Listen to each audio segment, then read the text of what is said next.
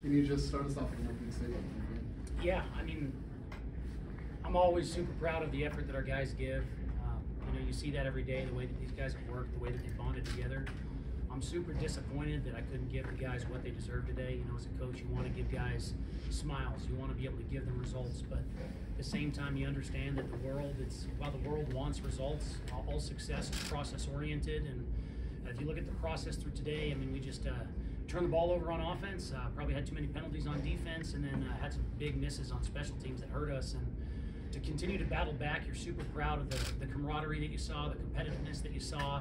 There's a lot of fight in our guys, but there's a lot to clean up too. So while we have a lot of young guys, as we continue to gain experience throughout the season, you can't continue to use youth as an excuse. And I think a lot of the things that we saw are totally correctable. I'm pissed that we have to correct them and that those things happen, but just super proud to be the coach here and to have the opportunity to be around such great young men.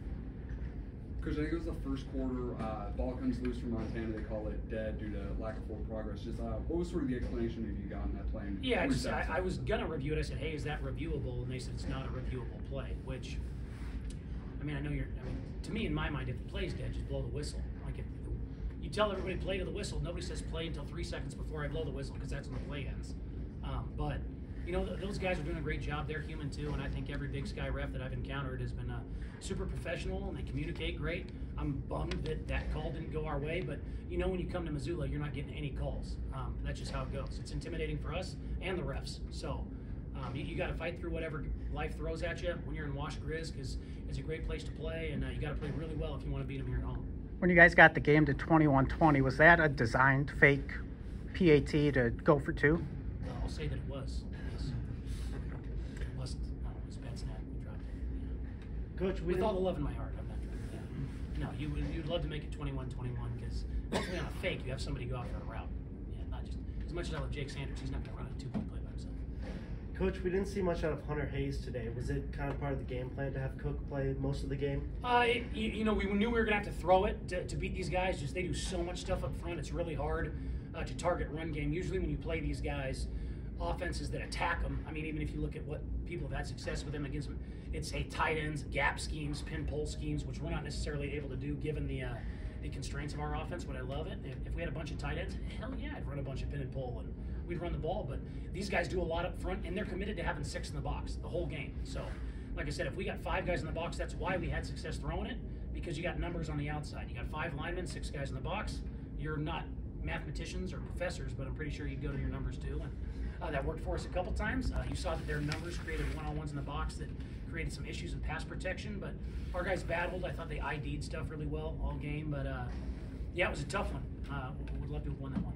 Also on the game plan, Coach, after playing the Dome the past 2 weeks, wonder how much the forecast today might have factored into your plans coming in. I think our guys did a great job. I do a good job of supporting guys and letting them know, hey, you wear what you need to wear to play your best. I'm not a guy that's going to say, hey, you got to come out here shirtless. But at the same time, guys, it's 50 degrees. Let's not act like we're at Lambeau. And if you want to win games, if you want to be in the playoffs, you have to play games in bad weather everywhere, whether it's Montana. I mean, I played a game in Eastern, and I'm pretty sure I still have frostbite in my toes from a couple of years ago. I mean, this conference, the NFL, college football, you want to win the big ones, you got to play in bad weather, and this was not bad weather at all. The weather was not an excuse for anything that happened today in any way, shape, or form. Coach, the fake punt, the Montana red, what did you see there, and how did that all just play out? I saw us not cover the slot, which we knew we had to do. So obviously the guy was covering him. You'd love to communicate a little bit better that we have to cover that guy, but I mean, there's nobody who's more detailed and competitive than Jihad Brown, and it's a tough play. You wish we would have been able to kind of coach him into that right scenario, but we didn't prepare him as well as we need to for that scenario. Great call by Bobby. I mean, he's a special teams guru. They're always going to have that stuff in the bag, and yeah, it was a great call by them. I mean, that's what you got to do to win football games. They went and won the game. That play was great. Number 17, did you expect him at quarterback? I know they've played both guys this year. Yeah, I mean, if you watched the game last week, you knew that they were going to try and run the ball more. And 17 being, the biggest tailback in the conference, I think he can throw well enough to do good stuff. And I think ideally, probably for them, when they envisioned him coming here, it's that, hey, Sam plays, and Clint, comes in and does a lot of that wildcat stuff, running quarterback, gives them an experienced element as well. But I know how the people up here in Montana are, and if you look at what our defense has been vulnerable to and what Montana tried to do last week, you knew that they probably thought about putting Osmo back there and just having him play quarterback. I mean, they wanted to run the ball this game to win, and they made enough plays throwing that we couldn't capitalize on. But yeah, Montana's got two fantastic quarterbacks. They both have different styles, and we kind of figured if they were going to run the ball, Clint was going to play. What do you think the difference was in the fourth quarter after you guys cut it down to 1?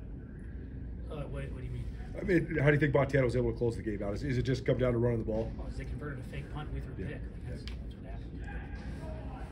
Our second straight week, the teams have had success throwing the ball against Montana. You mentioned their pressure in the box, but what were you guys seeing that you were able to kind of exploit that a little bit? Well, I think one of the benefits of being a 10 personnel offense, which I love it. I'm still learning about it. I'm traditionally from a tight end oriented offense, but you're always going to have matchups. I mean, it's hard to recruit talented defensive backs. That's why in the NFL, those guys make a lot of money and they stick around for the league a while when they're good. Just because if we have 4 receivers on the field, nobody in the conference has 4 DBs as good as our 4 wideouts. Now, are they going to create some other number of matchups that can be problematic for us? Absolutely. But I mean, if you put Jaden James against anybody's 3rd DB, which nobody plays their best DB in the slot, when you have 4 wideouts, then he's going to have a favorable matchup. That's one of the benefits of going when you feel like you're going to be in a lot of fights where you got to play catch up. If we're able to live in that mode, then our guys are very comfortable playing in situations where we need 4 wideouts on the field. Coach, what can you say about your quarterback, his poise, coming in here with not a lot of experience and playing as well as he did? Yeah, like I said, I told Jordan before the game, we knew he was going to have to play a little more. And just so you guys know, the way that game went is not an indictment on Hunter Hayes. I love that kid. But just knowing that, hey, you're going to throw it a whole lot, and I don't know if a lot of the quarterback run stuff is going to be great against Montana because they're bigger and they're doing a lot of funk up front. But I told Jordan and I told the team, listen, Jordan is on his 5th college football game, his 10th college football game ever, including junior college, and he only played 5 in high school. Like, this guy's super young, but he's growing with every snap. And is he perfect? Absolutely not. But we're going to love him through all those growing moments. And he was crushed at the end of the game. He's bummed, and he's putting that on his shoulders, which is totally wrong. Everybody in that locker room believes in our guys. We love him. We're going to see him growing all the time. And I told him before the game, hey man, like, you have permission to freak out, but you also have permission from me to know, hey, when you're out there, look around at Wash Grizz. Like, look how far you've come. Take a deep breath. Screw it. Just let it rip, and what happens, happens. Okay, thank you, Coach. Yeah, thanks, guys. Gut reaction coming out of that. It was a game we should have won. I think we beat ourselves. Turnovers, penalties, important moments. I just hope the dudes understand that, like, we can compete with any team in this conference. And I think today was a demonstration of that. Cyrus, you and the receiver core came up big when it mattered, had some big catches. First of all, what was working for you guys today? Just stuff that we put in the preparation in the game, or in practice, I mean. Coach Hawk, he emphasizes detail in preparation. So whatever you see that we capitalize on in the games is what we emphasize in practice, and we work on that a lot. Cyrus, what did you think of Jordan Cook's composure today, being able to stand in there like he did? It was great. I loved it, especially him not playing that many college games, especially not playing that many JUCO games. Coming to this hostile environment, it was great to see.